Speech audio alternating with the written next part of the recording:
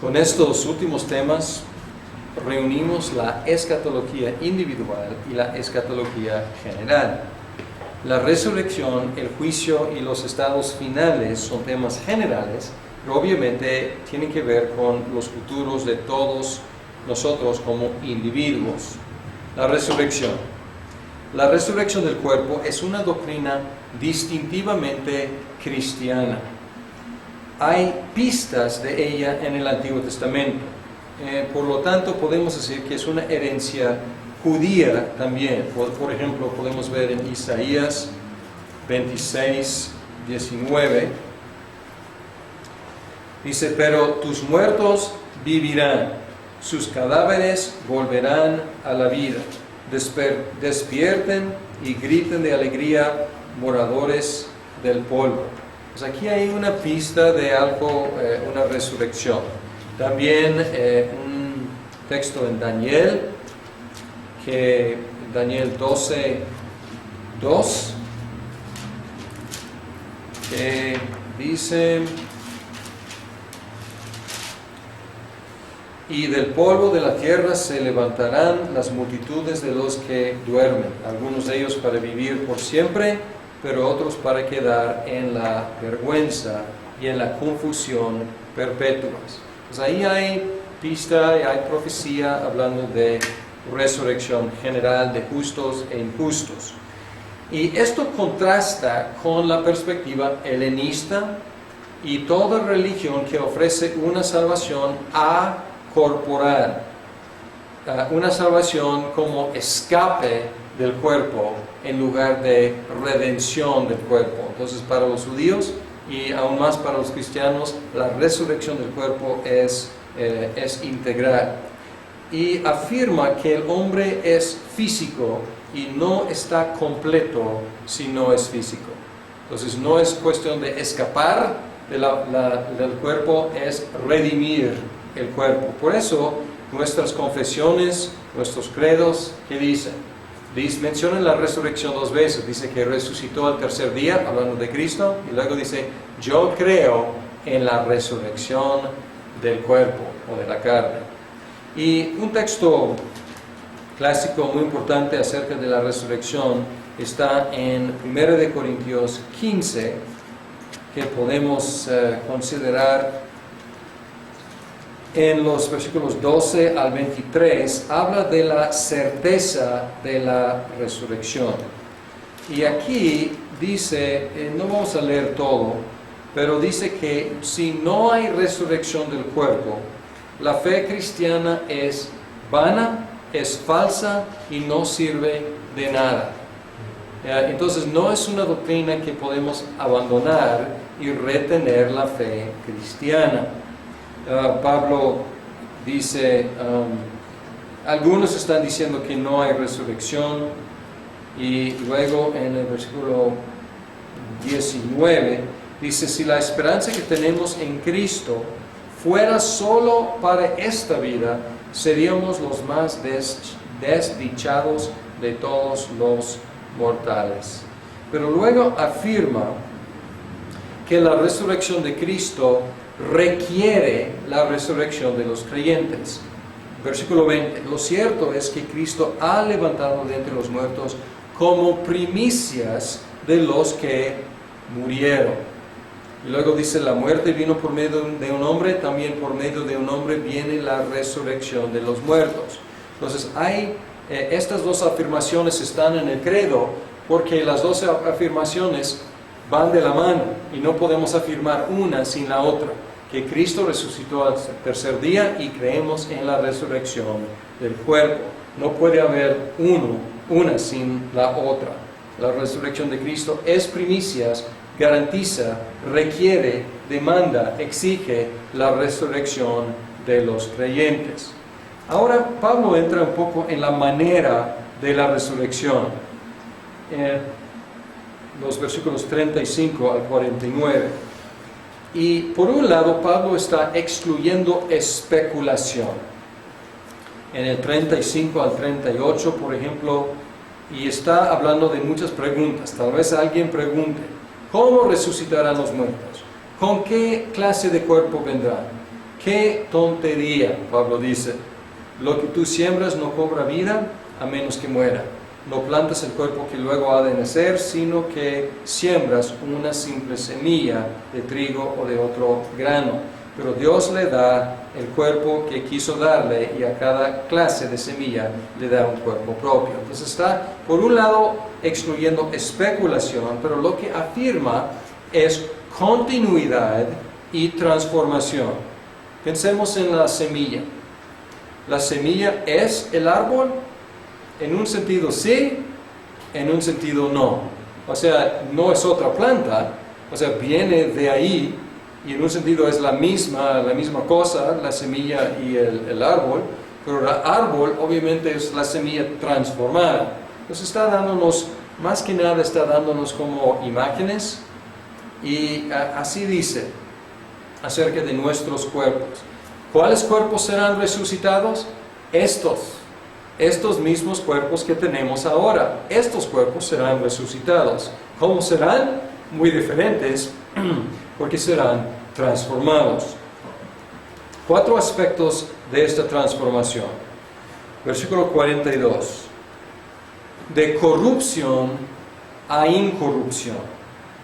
Dice que lo que se siembra en corrupción resucita en incorrupción. Ya no será sujeto a corrompirse. De deshonra a gloria. 43. Dice que lo que se siembra en oprobio resucita en gloria. Y obviamente nuestros cuerpos físicos hoy en día son cuestión de, en un sentido de orgullo, pero en otro sentido de vergüenza, de deshonra. Y no hay nada más deshonorable para un cuerpo que morir. Entonces morir es un cuerpo deshonrado, pero resucitarán en gloria. De debilidad a poder, lo que se siembra en debilidad resucitará en poder. 43. Y de natural a espiritual. 44. Dice, se siembra un cuerpo natural, resucita un cuerpo espiritual. Y las expresiones en griego son, el cuerpo es soma, y han escuchado la expresión de enfermedades psicosomáticas. Psico tiene que ver con el alma, y somáticas tiene que ver con el cuerpo. Y aquí está diciendo que hay un cuerpo, un soma psíquico, psíquicon, dice aquí, y hay un cuerpo, un soma neumáticon. Y ustedes pueden escuchar neumáticon, tenemos neumáticos en nuestro carro, las llantas, tenemos instrumentos, herramientas neumáticas, tiene que ver con aire. Y aquí neumáticon tiene que ver con el espíritu, el viento, y aquí en este caso es el Espíritu Santo. Y aquí dice, se siembra un cuerpo natural, un cuerpo psíquico, resucita un cuerpo espiritual. Y probablemente es bueno poner mayúscula ahí. Cuerpo espiritual es cuerpo del Espíritu Santo, o más bien lleno de, poseído por el Espíritu Santo. Podemos ver en Judas un contraste del hombre psíquico con el hombre espiritual. Y Judas dice, versículo 19, estos son los que causan divisiones y se dejan llevar por sus propios instintos, pues no tienen el Espíritu. Entonces el hombre psíquico es el hombre sin el Espíritu, el hombre espiritual es el hombre con el Espíritu. Y dice que el mismo cuerpo que ahora es psíquico, será espiritual. Esta es algo de la manera de la resurrección. ¿Podemos decir más? Pues a lo mejor no podemos decir mucho más, porque pues nos explica algo y nos deja ahí con mucha quizás imaginación o interrogación. Pero aquí él dice que la resurrección es necesaria. Y siguiendo el argumento de Pablo en los versículos 50 al 56, dice que la resurrección es necesaria porque lo corruptible no puede heredar lo incorruptible. Versículo 50. Es necesaria porque sólo así será completa la victoria de Cristo sobre el pecado y todas sus consecuencias. La paga del pecado es muerte. Y si Cristo realmente está venciendo sobre el pecado y todas sus consecuencias, tiene que vencer también la muerte del cuerpo. Y así es necesaria la resurrección del cuerpo. Y también Pablo dice que y aquí déjeme leer un poco, dice: la muerte ha sido devorada por la victoria. Luego dice en 56, el aguijón de la muerte es el pecado, el poder del pecado es la ley, pero gracias a Dios que nos da la victoria por medio de nuestro Señor Jesucristo. La salvación sería incompleta sin la resurrección del cuerpo. Y por último, la resurrección es necesaria para dar significado a nuestras vidas el día de hoy. Y es muy interesante que Pablo termina con un estímulo para vivir hoy con significado, con propósito en nuestras vidas. Dice: por lo tanto, tomando en cuenta todo lo que él ha dicho en todo este capítulo sobre la resurrección de Cristo, sobre la resurrección nuestra, dice: por lo tanto, mis queridos hermanos, manténganse firmes e inconmovibles, progresando siempre en la obra del Señor, conscientes de que su trabajo en el Señor no es en vano. Y aquí tenemos la respuesta a la lamentación de Eclesiastés. Vanidad de vanidades, todo es vanidad. Y en Eclesiastés, ¿por qué todo es vanidad? Porque todos vamos a morir como perros. Y todo lo que hacemos en esta vida ya desaparece. Es el pesimismo de Eclesiastés. Y la respuesta nos saca un poquito. Eclesiastés al final dice: temen a Dios y obedezcan sus mandamientos. Pues, ok, buen consejo. Pero ¿qué de mi vida? ¿Tiene significado o es en vano o no? Y aquí está la respuesta. Y dice: sigan adelante firmes e inconmovibles. Su trabajo en el Señor no es en vano. ¿Por qué? Porque Él resucitó y tú resucitarás en Él. Por lo tanto, lo que haces en esta vida realmente cuenta, no es en vano. Y si aunque vas a morir, también vas a resucitar. Entonces aquí es la respuesta a esa lamentación. Ahora es la resurrección. El juicio final. ¿Qué podemos decir acerca del juicio final? El juicio final será universal, incluirá a todos los seres humanos y a los ángeles caídos. Pueden ver Romanos 2, 5 y 6, donde habla de los seres humanos. Dice: pero por tu obstinación y por tu corazón empedernido, sigues acumulando castigo contra ti mismo para el día de la ira, cuando Dios revelará su justo juicio, porque Dios pagará a cada uno según lo que merezcan sus obras. Entonces todos los seres humanos, segunda de Pedro 2:4, también incluye a los ángeles caídos, los ángeles malvados. Segunda de Pedro 2:4 dice Cristo, estoy en primera de Pedro. Dice: Dios no perdonó a los ángeles cuando pecaron, sino que los arrojó al abismo, metiéndolos en tenebrosas cavernas y reservándolos para el juicio. ¿Y qué será juzgado? Todos los pensamientos, 1 Corintios 4:5, todas las palabras, Mateo 12:36, y todas las acciones, Apocalipsis 20:12. En otras palabras, todo. ¿Cuál es el propósito de juzgar las obras de cada persona, es pagarle según lo que ha hecho, lo que acabamos de leer en Romanos 2:6. Dice que porque Dios pagará a cada uno según lo que merezcan sus obras. Ahora, no debemos suponer que este hecho del juicio final según obras signifique que la salvación es por obras. La salvación es por fe, cosa que ya hemos establecido bastante bien en este curso. Pero la única forma de comprobar la presencia o ausencia de fe es juzgar las obras. En Santiago 2:18 dice, muéstrame tu fe sin obras, y yo te mostraré mi fe con mis obras. Entonces no hay forma de mostrar fe si no hay obras. Y también el juicio en sí, aunque es según obras, incluye elementos de gracia.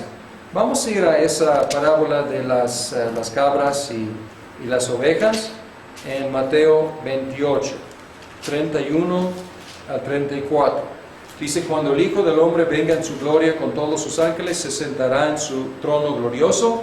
Todas las naciones se reunirán delante de él, y él separará a unos de otros, como separa el pastor de las ovejas de las cabras. Pondrá las ovejas a su derecha y las cabras a su izquierda. Entonces dirá el rey a los que estén a su derecha, vengan ustedes a quienes mi Padre ha bendecido, reciban su herencia, el reino preparado para ustedes desde la creación del mundo. Tomando este texto solito, que es la introducción, es de mucha gracia, ¿no es cierto? Antes de hablar de sus obras, él dice, a quienes mi Padre ha bendecido. Dice, reciban su herencia, el reino preparado para ustedes desde la creación del mundo. No desde que ustedes hayan hecho alguna obra buena o mala, no. O sea, hay una gracia aquí eterna. Este reino es para ustedes, los bendecidos, desde antes de la creación del mundo. Entonces, obviamente, esta bendición preparada, esta herencia preparada, no se basó en las obras de ellos, se basó en el plan y la gracia de Dios. Y por lo tanto, el juicio final no debe ser causa de terror para los creyentes. En Romanos 8, el versículo 1, dice que no hay condenación para los que están en Cristo Jesús. Por lo tanto, el juicio para los creyentes no es para ver si seamos salvados o seamos condenados. Así es el juicio final entre los musulmanes, pero entre los cristianos no es así, porque ya tenemos la sentencia predicha. Ya nos ha dicho cuál es la sentencia final. Sin embargo, no debemos tomar este asunto ligeramente. Debe infundir en nosotros un temor de Dios y un fuerte deseo de evitar el pecado y vivir diligentemente como cristianos. Entonces, es para motivarnos el juicio final, no para infundirnos terror, pero para ayudarnos a temer a Dios con reverencia y temer el caer en el pecado y querer vivir, también infundir en nosotros un querer vivir santamente. ¿Cuál será el resultado del juicio final? Será la confirmación del estado final con recompensas correspondientes a las obras. Y aquí, esto es algo un poco difícil de concebir, pero hay gradaciones en los castigos y gradaciones en las recompensas y responsabilidades. Entonces, gradaciones en los castigos de los perdidos. Podemos ver, como ya hemos mencionado, no hay mucho acerca de los perdidos y lo que están experimentando. Sin embargo, en Lucas 12, 47 al 48, dice: el siervo que conoce la voluntad de su Señor y no se prepara para cumplirla recibirá muchos golpes. En cambio, el que no la conoce y hace algo que merezca castigo recibirá pocos golpes. A todo el que se le ha dado mucho, se le exigirá mucho.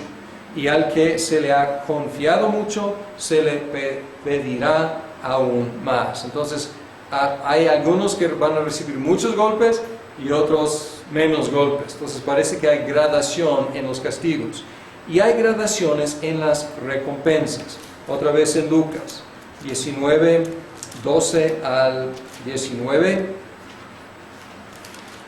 Aquí está hablando de la parábola del dinero, los que recibieron cantidades, su señor se fue, regresó y él hizo cuentas con ellos.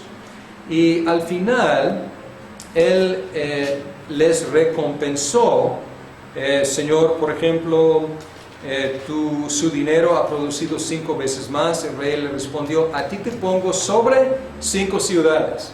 Entonces ahí hay dos cosas. Hay recompensa según sus obras y hay responsabilidad.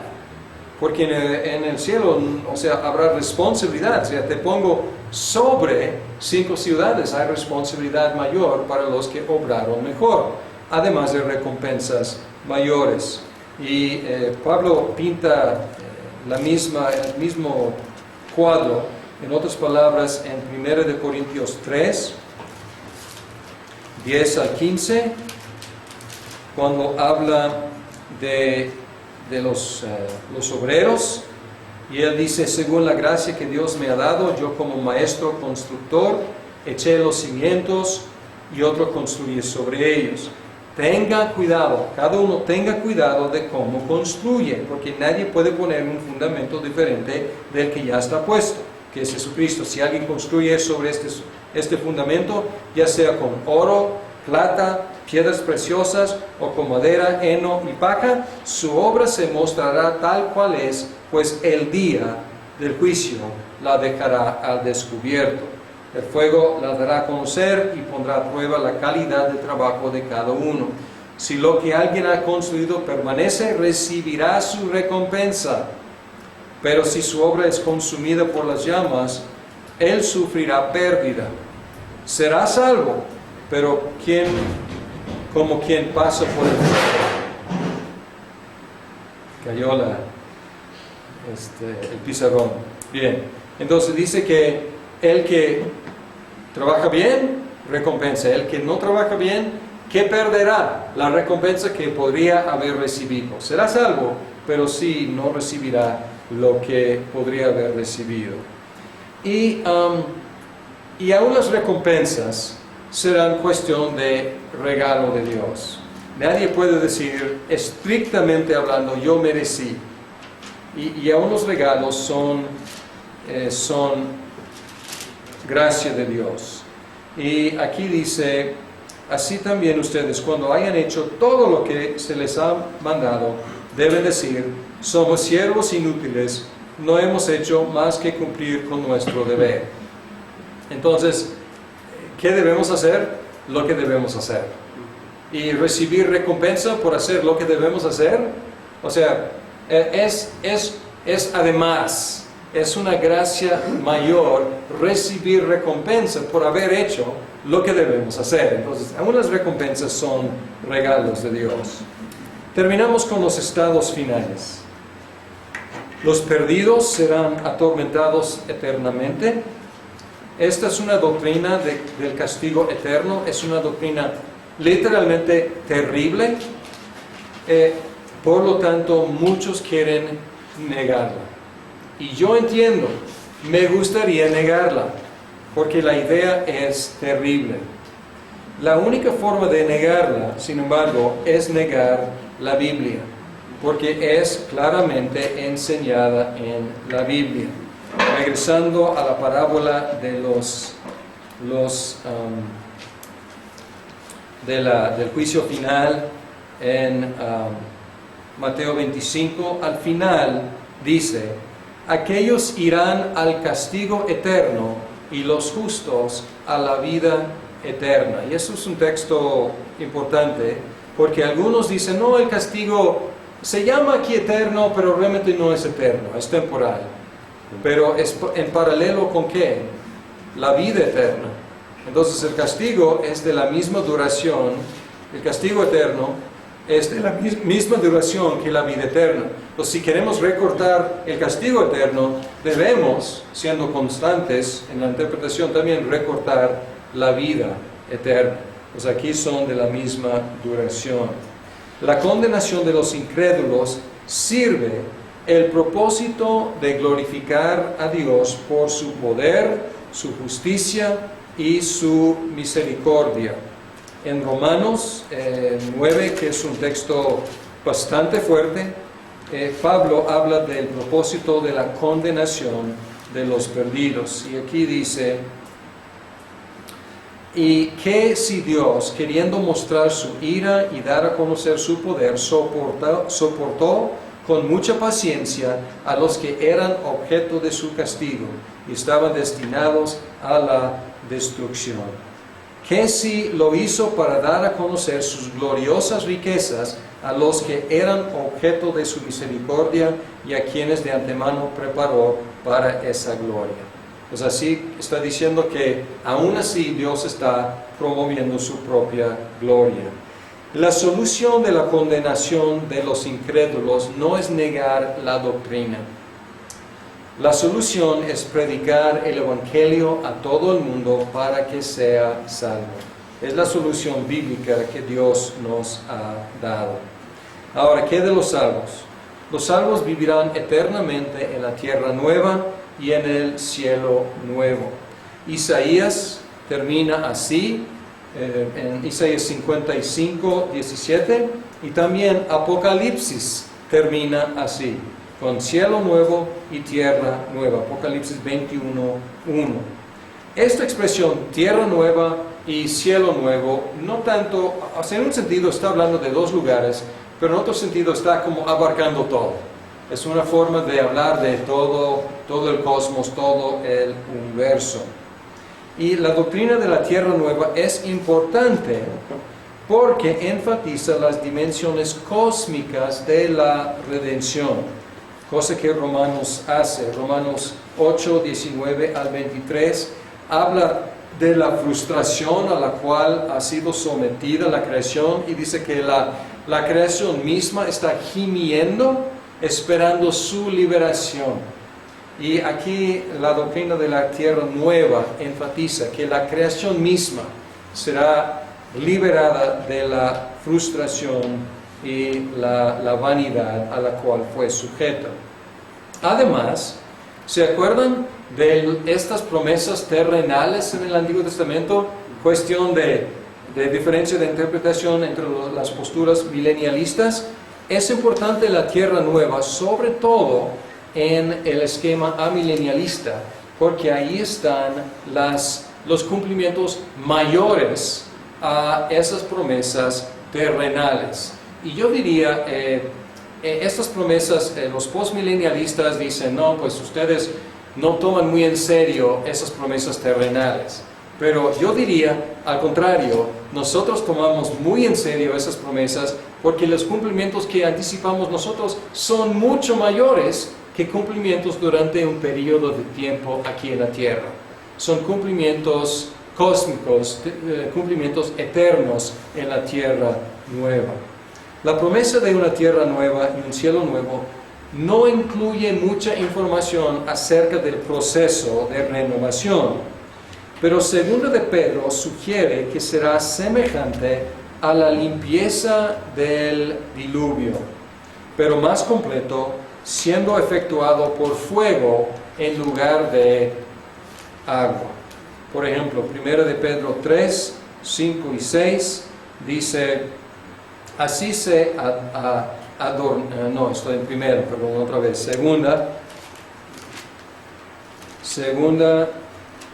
de Pedro 3, 5 y 6 dice, pero intencionalmente olvidan que desde tiempos antiguos por la palabra de Dios existía en el cielo y también la tierra, que surgió del agua y mediante el agua. Por la palabra y el agua, el mundo de aquel entonces pereció inundado. Y luego brincando al versículo 10. Pero el día del Señor vendrá como un ladrón, en aquel día los cielos desaparecerán con un estruendo espantoso, los elementos serán destruidos por el fuego y la tierra con todo lo que hay en ella será quemada. Parece como aniquilación, destrucción total. Pero luego dice, ya que todo será destruido de esta manera, no deberían vivir ustedes como Dios manda, siguiendo una conducta intachable y esperando ansiosamente la venida del día de Dios. Ese día los cielos serán destruidos por el fuego y los elementos se derretirán con el calor de las llamas. Pero, según su promesa, esperamos un cielo nuevo y una tierra nueva en los que habite la justicia. Pues parece que es una purificación, una limpieza más a fondo, porque será en un sentido una destrucción, pero de ese proceso destructivo saldrán los cielos nuevos y la tierra nueva. Y este proceso es paralelo a lo que vemos con la resurrección del cuerpo. Hay continuidad y hay transformación.